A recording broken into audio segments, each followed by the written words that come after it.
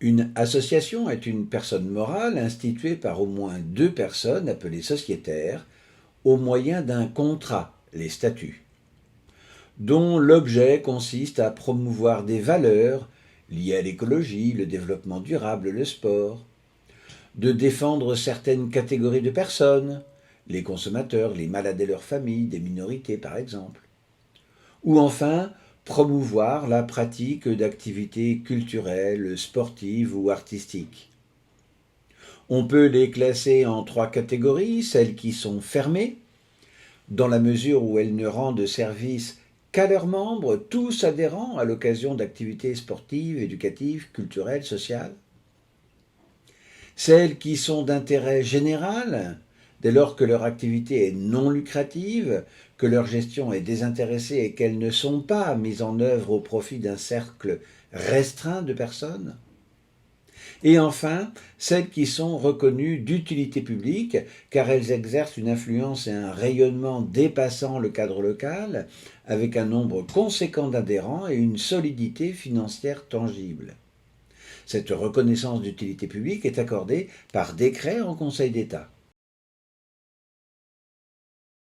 Le patrimoine, les ressources de l'association sont constituées généralement des cotisations des adhérents, même si celles-ci ne sont pas obligatoires ou peuvent être purement symboliques, de subventions données par les collectivités territoriales ou l'État, le financement participatif dans la limite de 1 million d'euros par projet, ou de ressources propres issues de recettes d'exploitation, de placements réalisés, de dons ou de legs reçus. Les statuts de l'association mettront par ailleurs en place et définiront les missions d'un organe de gestion, dont les membres seront élus par l'Assemblée générale des sociétaires.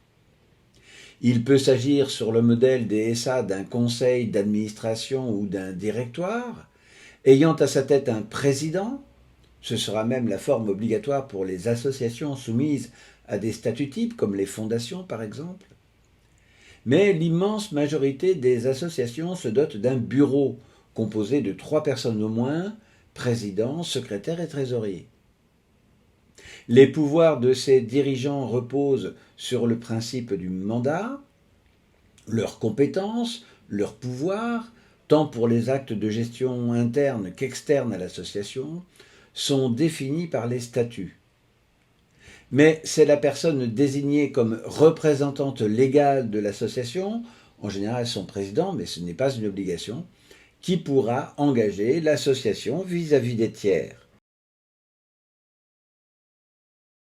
Par ailleurs, chaque association doit ouvrir un compte bancaire à son nom, être identifié par un numéro attribué après inscription au registre national des associations. Celui-ci est attribué automatiquement lors de la déclaration en préfecture, qui s'accompagne désormais de l'obligation de déclarer toute modification des statuts ou des dirigeants. Le numéro figure alors sur le récépissé délivré par la préfecture. Enfin, il est possible qu'une association doive demander son inscription au système d'identification du répertoire des établissements, notamment si elle emploie des salariés ou qu'elle a une activité économique, ou encore qu'elle est soumise à des déclarations fiscales. Ce numéro s'obtient auprès de l'URSSAF, du Centre des impôts ou directement à l'INSEE, qui attribuera également le code APE décrivant l'activité principale de l'association en fonction de la nomenclature de l'activité des entreprises. Enfin, rappelons que normalement une association n'a pas vocation à être une entreprise ayant des activités économiques. Cette forme de structure est adaptée aux personnes désintéressées, dont les dirigeants sont tous bénévoles et dont les membres ne sont pas guidés par la recherche de profit. Néanmoins, dans leur domaine d'intervention, les associations peuvent avoir une véritable activité économique. Les menus frais engagés par l'activité, comme les locations de salles, les petits équipements, les matières premières, sont généralement pris en charge par l'association et refacturés aux pratiquants par le biais de la cotisation d'adhésion ou d'un paiement par prestation. Le matériel ou les accessoires nécessaires sont achetés en gros et revendus à des tarifs préférentiels. La fourniture de biens ou de services fournis le sont parfois à des prix symboliques. Les statuts devront à ce titre indiquer ce type d'activité dans leur objet social ou dans les ressources dont peut disposer l'association. Mais il faudra en ce cas respecter la réglementation applicable à ces activités. Par exemple, en cas de loterie ou de tombola, obtenir une autorisation administrative, en général du maire. Et l'usage des fonds recueillis seront exclusivement destinés à des actes de bienfaisance, à l'encouragement des arts ou au financement d'activités sportives à but non lucratif, à l'exclusion de toute autre utilisation. En cas de loto organisé dans un but social, culturel, scientifique, éducatif, sportif ou encore d'animation sociale, les mises devront être inférieures à 20 euros.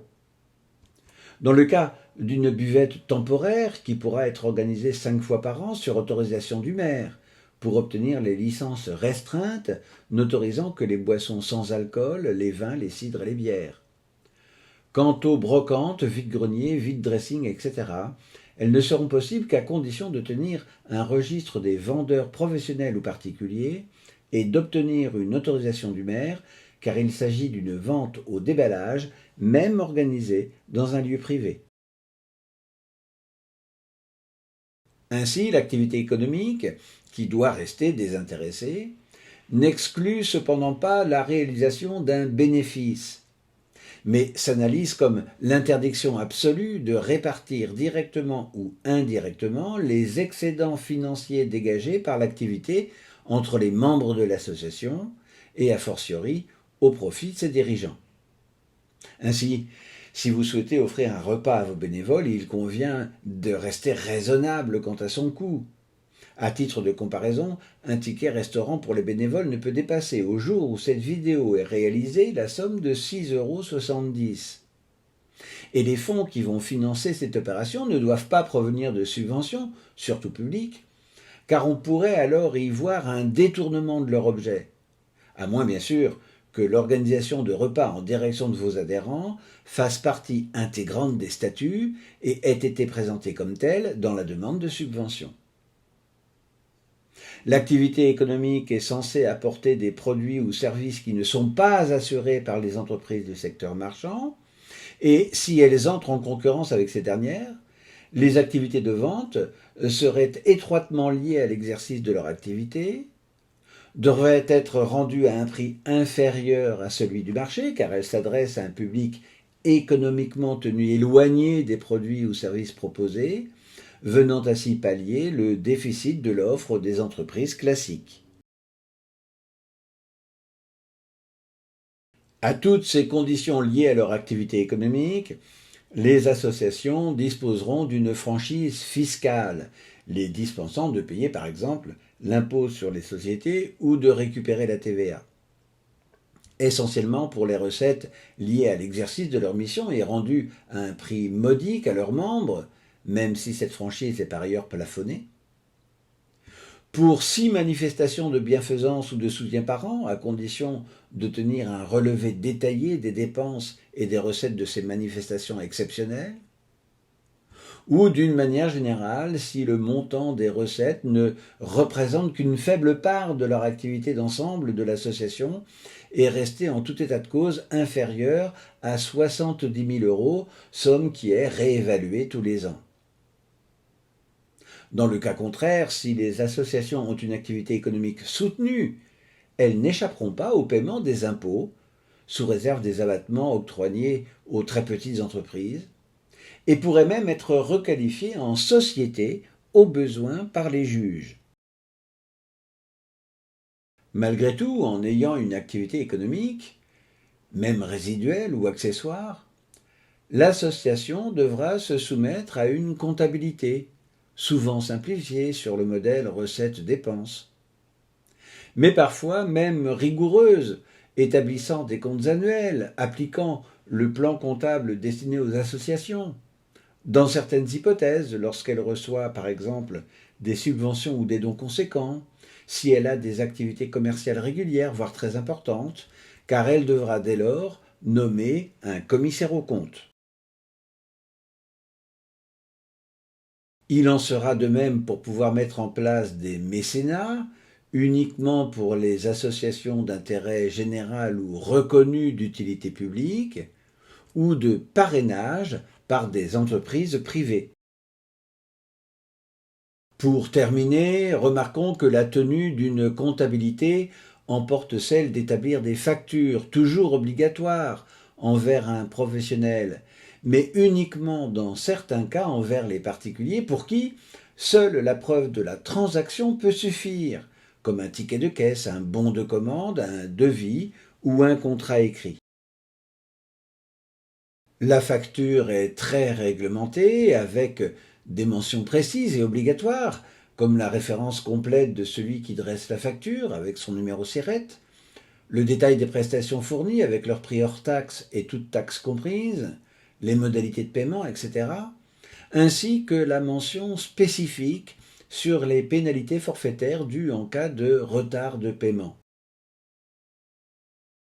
Et l'association qui ne respecterait pas ces obligations s'expose à des amendes fiscales de 50% en cas d'absence de facture ou de facture de complaisance ou de fausse facture, et de 15 € par mention manquante ou inexacte pour chaque facture, mais plafonnée au quart de son montant, ainsi que des amendes correctionnelles de 75 000 € pour une personne physique, 375 000 pour une personne morale, cette amende pouvant être doublée en cas de défaut de facturation, facture de complaisance et facture fictive.